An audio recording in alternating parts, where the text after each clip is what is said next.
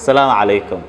رمضان وناكسن كسودو حلقوينك اسبدل حلقة السدحات حلقة السدحات waxaan ku wadaagi doonaa heerarka uu maro isbedelka ama qofka doonaya inuu isbedel sameeyo halka labada xalqee hore aan uga soo sheekaysanay faham guud oo ku saabsan isbedelka iyo waxyaabaha dhaliyo qofka inuu isbedel sameeyo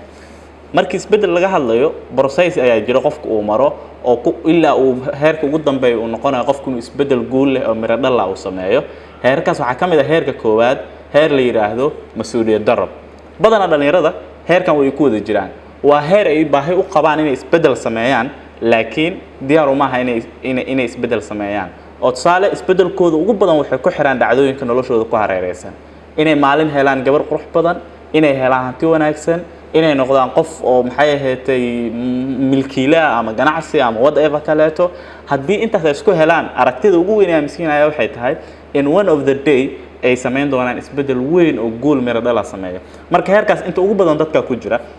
heerkaas qofku markuu ku jiro ma qaadi karo mas'uuliyadiisa macallin uu eedeynaayo waalidkiisu eedeynaayo saaxiibadii uu eedeynaayo deegaanku eedeynaayo waa heer koowaad heerka labaad waxa waa heerka mas'uuliyad qaadashada heerkan sidoo kale waxa lagu magacaabaa heerka isbedel abuurka marka la dhahayo laba arrin marka shaqada ugu weyn uu qabanaa qofka laba arrin waa arrinta koowaad waxay tahay mas'uuliyadiisa ayuu qaadanayaa wuxuu rabaa inuu isbedel sameeyo si isbedel uu sameeyo wuxuu u baahan yahay inuu mas'uuliyadiisa qaato maxay tahay qaladka ugu weyn ee aad sameysay oo aad u baahan tahay inaad bedesho si aad u bedeshana maxay tahay inaad sameyso si aad u sameysana maxaa kuugu dhiirigelinaya marka heerkan waxa waa heer uu mas'uuliyadiisa qaadanayo wax labaad uu sameynaa waxay tahay si arintaas aad u sameyso maxaa u baahan tahay just waxa u baahan tahay waxay tahay decision making okay decision making inaad sameysid marka heerka labaad uu qofku marayo waxa waa heer isbedel abuur la dhaho heerka isbedel abuurkana qofka laba shay ayaa laga rabaa inuu sameeyo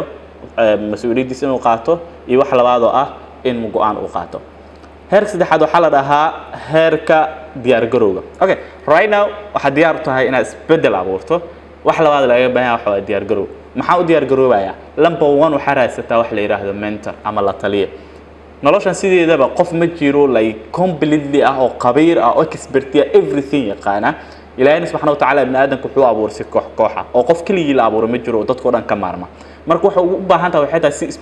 isbedel miro dhal leh uu noqdo inaad raadsato la taliye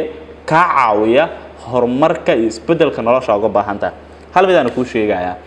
noloshaada meelaha isleedahay waxa u baahan tahay inaad expertise ku noqoto waxa u baahan tahay inaad la taliye ka raadsato haddii 5 meel oo kala duwan aad aragtid inaad expert ku noqotid 5 la taliye samayso oo kala duwan oo cilmiga wax ka yaqaan sababtoo ah markaas waxa haysataa 5 aqoon 5 aragti iyo 5 hab fakar marka heerkan diyaar garowga marka marayso wax koowaad u baahanayso wax waa inaad la taliye samaysid wax labaad u baahanayso waxay tahay research inaad samaysid inaad wax baartid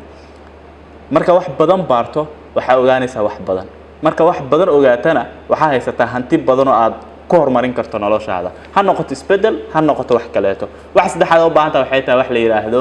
planning ama qorsheyn inaad wax qorsheyso okay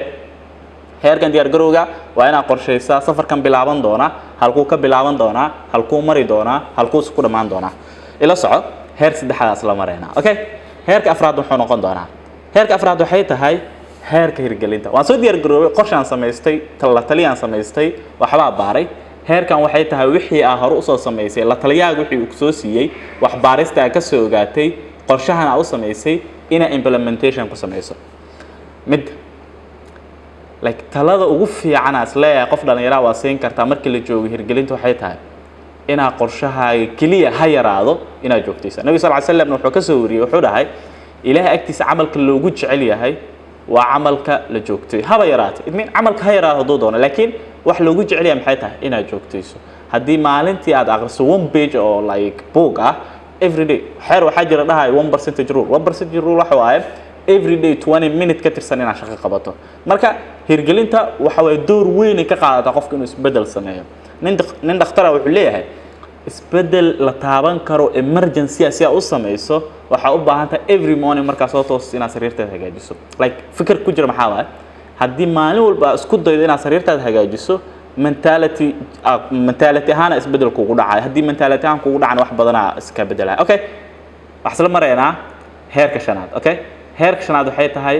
heerka joogteynta heerka waxay tahay wixii aad rabtay inaad hirgeliso in aad joogteyso xadiiskiina horena ku soo sheegnay nabi sallallahu alayhi wasallam uu wariyo aha in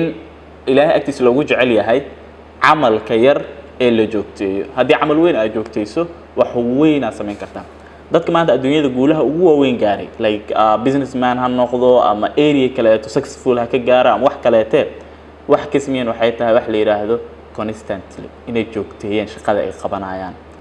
no matter like xaaladda hadda tan ku sugan tahay hantida haysatid qoyska la nooshahay duruufta ku haystay waxaas oo dhan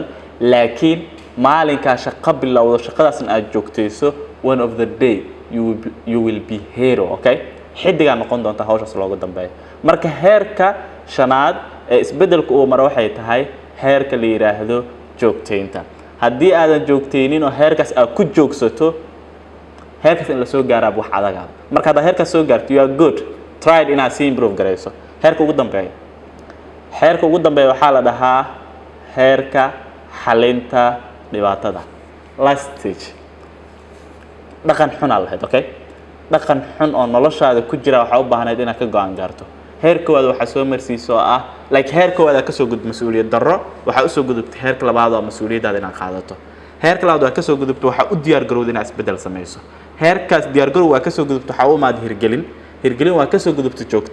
joogteyn waa ka soo gudubtay right now waa xalis dhibaatadii ku haysay heerka ugu dambeeyay waa marka lixdan xeer ayuu isbedelka maraa su'aal ara marka hadda inaad ku hordhigo heerka maraysa isbedelkaagana halku u dhow yahay ma bilow ayuu joogaa mas'uuliyad darra ku jirtaa mise xalinta dhibaatada ayaa ku dhowdahay anigu Cabdi Fataax Qaasim Cali barnaamijkan waa xalqooyin isbedel waxaana taabgeliyay golaha iskaashiga dhalinyarada Soomaaliyeed waxdiisa wacyigelinta mahadsanidin